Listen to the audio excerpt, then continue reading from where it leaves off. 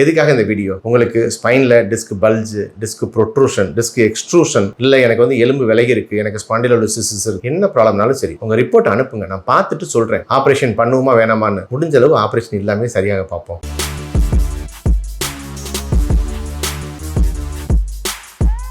Hi, நான் doctor Jayachandran, Sun hospital Madurai. இந்த வீடியோவில் நம்ம பார்க்க போகிற பேஷண்டோட பேர் கவிதா, வயசு 49, திருச்சி. அவங்க என்ன ப்ராப்ளம் அப்படின்னா, சிவியராக முதுகு வலி, இடுப்புல இருந்து 2 காலுக்கும் வலி பரவுது. ஒரு சைடு அதிகமாக பரவுது, ஒரு சைடு மெதுவாக பரவுது. ஸ்கயாட்டிகா தான் அப்படின்னு வச்சுக்கோங்களேன். இப்போ ஸ்கயாட்டிகா வந்து நவ் வந்து L4 L5 L5 S1 லெவலில் டிஸ்க் வந்து ப்ரொட்ரூஷன் ஆகி கம்ப்ரெஷன் ஆகி அது இடுப்புலேருந்து காலுக்கு வலி பரவும். சில பேருக்கு 2 பக்கம் வலி பரவலாம். இவங்களுக்கு 2 பக்கம் வலி பரவுது, பட் ஒரு சைடு ஜாஸ்தியாகவும் ஒரு சைடு கம்மியாக வலி பரவுது. கால் பாதம் எல்லாமே வந்து ஒரு மாதிரி வந்து எரிகிற மாதிரி மதமதப்பும் இருக்கு, எரிச்சலும் இருக்க ஆரம்பிச்சிருச்சு. பிளஸ் அவங்களுக்கு இயர்லி OA ஆஸ்டியோஆர்த்ரைட்டிஸ், அதாவது சின்ன வயசுலயே தேய்மானம், ஒரு 49 வயசுலயே லேசா முழங்கால தேய்மானம் வர ஆரம்பிச்சிருச்சு. சிவியரா பெயின். ஓகே, MRI எடுத்து பார்த்தோம் அப்படின்னா அவங்களுக்கு L5 S1 லெவல்ல டிஸ்க் வந்து பல்ஜ் இருக்கு, பிளஸ் வந்து ஆனுலர் டியர் இருக்கு. L4 L5 லெவல்லையும் டிஸ்க் பல்ஜ் இருக்கு, சிவியராவே வந்து நர்வ் கம்ப்ரெஷன் இருக்கு.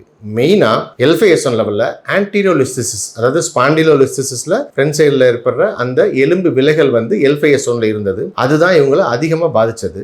எங்க போனாலுமே கண்டிப்பா உடனே ஆபரேஷன் பண்ணுங்க அப்படின்ற அளவுக்கு இவங்க ரிப்போர்ட் இருந்தது. அவங்களும் அந்த அளவு பெயின் சிவியரா இருந்தாங்க. இங்க வந்து ஒரு 8 days இருந்தாங்க. இந்த 8 daysல அவங்க கம்ப்ளீட்டாவே சரியாயிட்டாங்க. அது எப்படி கம்ப்ளீட்டா சரியாயிட்டாங்கன்னு உங்களுக்கு தெரியும் அப்படின்னா, இங்க அவங்களுக்கு நாங்க அந்த அளவுக்கு வந்து ப்ராப்பரா அவங்கள அசஸ் பண்ணி, இப்போ எக்ஸாம்பிள் ஃபர்ஸ்ட் டே வந்தப்போ அவங்களோட MRI வச்சு மட்டும் நாங்க முடிவு பண்ண மாட்டோம். எக்ஸ்ரே எடுத்து பார்ப்போம், MRI இருக்கு, ஓகே தான். பட் அதை தவிர்த்து பேஷண்ட்டை நாங்க பிசிக்கலா அசஸ் பண்ணுவோம். இப்போ எக்ஸாம்பிள் வந்து ஒரு SLR டெஸ்ட் பண்ணி பார்ப்போம். SLR டெஸ்ட்ல எப்படி இருக்கு, பெயின் எத்தனை டிகிரில இருக்கு, 20 டிகிரில இருக்கா, 30 டிகிரில இருக்கு, அதாவது படுத்துட்டு காலை தூக்கும் போது எந்த அளவு தூக்குறாங்க அப்படின்னு டெஸ்ட் பண்ணி பார்ப்போம். அப்புறம் வந்து ஸ்லம் டெஸ்ட் பண்ணி பார்ப்போம். அதுல எந்த அளவுக்கு இருக்கு, பாசிட்டிவா இருக்கா நெகட்டிவா இருக்கா எல்லாமே செக் பண்ணி பார்ப்போம். அப்புறம் வந்து டெய்லியுமே வந்து ஓரளவுக்கு வந்து பிசிக்கலா வந்து அசஸ் பண்ணுவோம். கண்டிப்பா 3 days ஒன்ஸ் வந்து ப்ராப்பரா அசஸ் பண்ணி ரிப்போர்ட் எனக்கு கொடுத்தாகணும். இங்க ஒவ்வொரு பிசியோதெரபிஸ்டுக்கும் ஒவ்வொரு பேஷண்ட் இந்த ரேஷியோல தான் நாங்க வச்சிருப்போம். அதே மாதிரி ஒரு பேஷண்ட்டுக்கு ஒரு சிஸ்டர், இந்த ரேஷியோல தான் ஃபுல்லாவே பேஷண்ட்ஸ் பார்ப்போம். அந்த பேஷண்ட்டை பார்க்குற கவிதா அம்மாவை பார்க்குற பிசியோதெரபிஸ்ட் எங்கிட்ட வந்து டெய்லியுமே ரிப்போர்ட் கொடுப்பாங்க. நானுமே வந்து daily morning once evening once பேஷண்ட்டை பார்த்து பெயின் எப்படி இருக்கு, எந்த இடத்துல இருக்கு, எந்த அளவுக்கு குறைஞ்சிருக்கு, இப்போ ஓகேன்னு ஃபுல்லாவே செக் பண்ணி பார்ப்பேன். நான்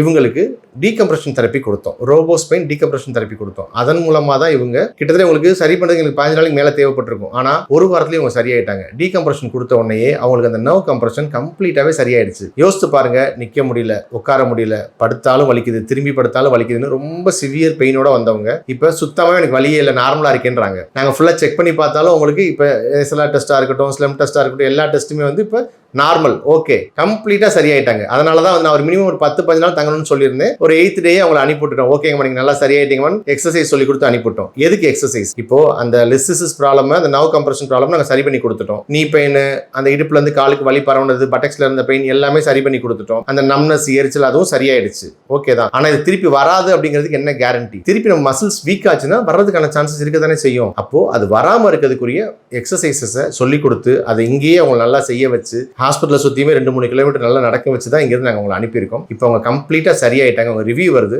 பாருங்க. எதுக்காக இந்த வீடியோ? உங்களுக்கு ஸ்பைன்ல disc bulge, disc protrusion, disc extrusion, இல்லை எனக்கு வந்து எலும்பு விலகி இருக்கு, எனக்கு ஸ்பாண்டிலோலிசிஸ் இருக்கு, அதில் வந்து ஆன்டீரியோலிசிஸ் இருக்கு, ரெட்ரோலிசிஸ் இருக்கு, இல்லை ஆனுலர் டியர் இருக்கு, என்ன ப்ராப்ளம்னாலும் சரி உங்க ரிப்போர்ட் அனுப்புங்க. நான் பார்த்துட்டு சொல்றேன் ஆபரேஷன் பண்ணுவோமா வேணாமான்னு. சில பேர் நினைப்பாங்க நிறைய ஹாஸ்பிட்டல் ஆபரேஷன் சொல்றாங்க, அப்பனா ஆபரேஷன் பண்ணிடுமா அப்படின்ட்டு. ஆபரேஷனுக்கு முன்னாடி ஒரு தடவை எங்கிட்ட ஒரு ஒப்பீனியன் வாங்கி பாருங்க. நான் பார்த்துட்டு சொல்றேன், அதுக்கப்புறம் முடிவு பண்ணுவோம் ஆபரேஷன் பண்ணுமா வேணாமான்னு. முடிஞ்ச அளவு ஆபரேஷன் இல்லாம சரியாக பார்ப்போம். தேங்க்யூ. இது கவிதாவோட MRI report. MRI LS spine அவங்களுக்கு L1 L2 L2 L3 L3 L4 நார்மலா தான் இருந்தது. L4 L5 லெவல்ல மைல்டா டிஸ்க் பல்ஜ் இருந்தது. L5 S1 லெவல்ல தான் வந்து டிஸ்க் நல்லாவே வந்து ப்ராப்ளம் இருந்தது. எப்படின்னா L5 S1 லெவல்ல டிஸ்க் வந்து பல்ஜ் பிளஸ் வந்து டிஸ்க் வந்து நல்ல ப்ரொட்ரூஷன் இருந்தது, ஆனுலர் டியர் இருந்தது. ஆனுலர் டியர் இருந்ததுனால தான் அவங்களுக்கு வந்து காலில் வந்து மதமதப்பு, கால் ஒரு மாதிரி டைட்டா இருக்கிற மாதிரி, எரிச்சல், இந்த மாதிரி ப்ராப்ளம்லாம் வந்தது.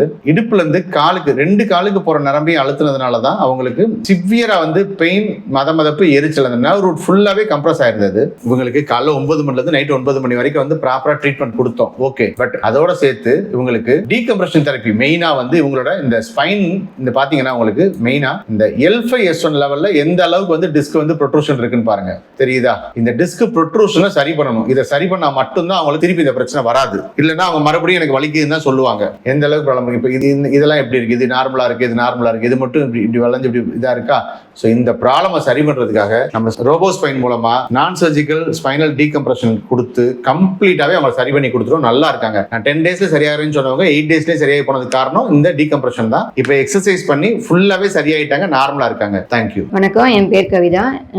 வயசு 49. நான் திருச்சியிலேருந்து வரேன். எனக்கு ரொம்ப வருஷமா பேக் பெயின், இடுப்புலேருந்து கால் வலி பரவுனது, முட்டி வலி, ஷோல்டர் பெயின், இந்த லெஃப்ட் கை வலி எல்லாமே இருந்துச்சு. ரொம்ப கஷ்டப்பட்டேன், தூக்கம் இல்லாமல் ரொம்ப கஷ்டப்பட்டேன். எங்கெங்கேயோ பார்த்தோம், எங்கேயும் க்யூர் ஆகலை. யூடியூப்ல வந்து சேனலில் பார்த்துட்டு இங்கே வந்தோம். இங்கே வந்ததால் வந்து ட்ரீட்மெண்ட்லாம் எல்லாம் நல்லா இருக்கு.